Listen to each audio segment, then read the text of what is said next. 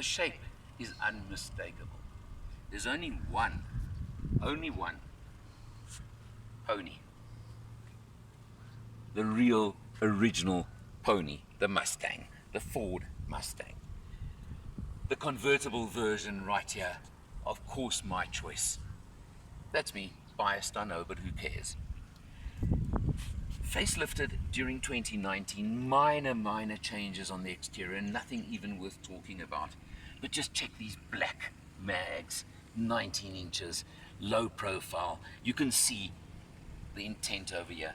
The black treatment at the bottom over here, just to give you like almost the body kit effect. And come on, top down, what more could you ever ask for? I had to break my own personal rules on this test by driving with a top up, because unfortunately we hit a high felt storm. But otherwise, I just do not believe you drive these cars with a top up. I'm sorry. Then you buy the hardtop version. But just check these lines. They are just so unreal, so beautiful as far as I'm concerned. Look at these three vertical tail lights, which are such a distinguishing factor of the Mustang. Goes back to the 1964 and a half original and tells you all about it. Then you get slightly more practical side. A nice, deep, spacious boot. The opening may be a bit tight, but look how deep it goes. Look how far it goes in over there. So that's the practical side. Certainly for two, you could have a good holiday transport in this as well if you wanted.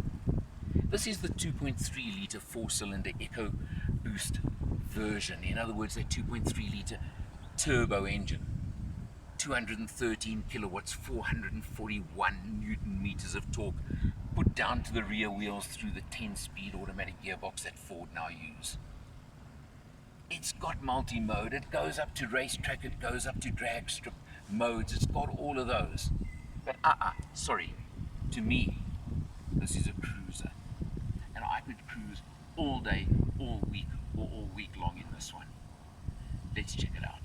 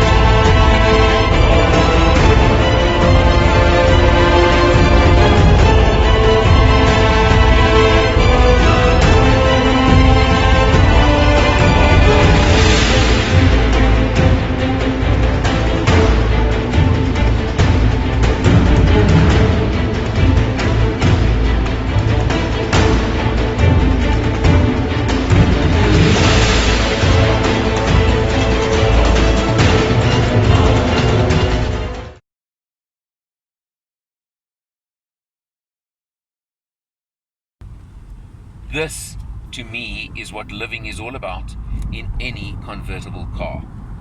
Top down. It's 19 degrees outside. It's pretty comfortable. At least it is nice and sunny. But this is what it's all about the whole way. And this is what I call living. It really is. I showed a moment ago when we were looking at the interior, the different modes. I didn't even toggle to the end of the modes where you've got racetrack and drag strip modes.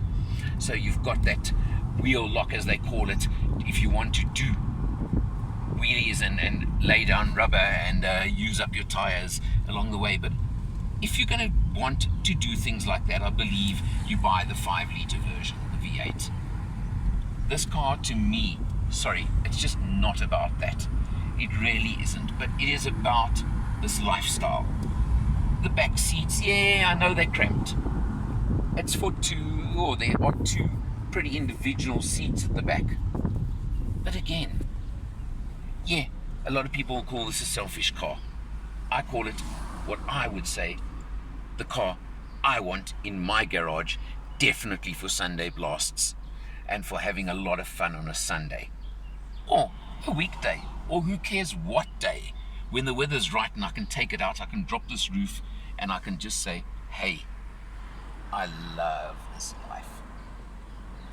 You've got 213 kilowatts from the 2.3 litre 4-cylinder turbo engine. You've got 441 Newton meters of torque. That's plenty. It's got the performance if that's what you're really looking for, and that's what you really want. But I just think this is lifestyle. It's got a decent sized boot even. It's got all those things for practical living. Lovely feature. It's got heat. It's got heating and cooling for both drivers and passenger seats. Found that pretty useful on this test as well, I have to tell you, because the weather was very changeable. It was boiling hot the one day, so we cooled down the seats. Then we were in high-felt storms yesterday. Drove with the top up, which I don't normally do, but it was very well insulated during a high-felt storm, and drove all the way back from Hartbeespoort with the top up and perfectly comfortable, no leaking, no worrying, no anything, because that, of course, that soft top is really, really well insulated, and we got all of that for us, and it was a comfortable, to me, no difference to the hard top coupe version, which, sorry, but in my book, would not be my choice of any Mustang. Let's put it as simply as that. Price 901,000 Rand for this car right now. I don't care. To me, that's a total and utter bargain at any figure in that range. And I just love it. I'm sorry, I'm biased. I don't care. I love this car. I love any convertible car.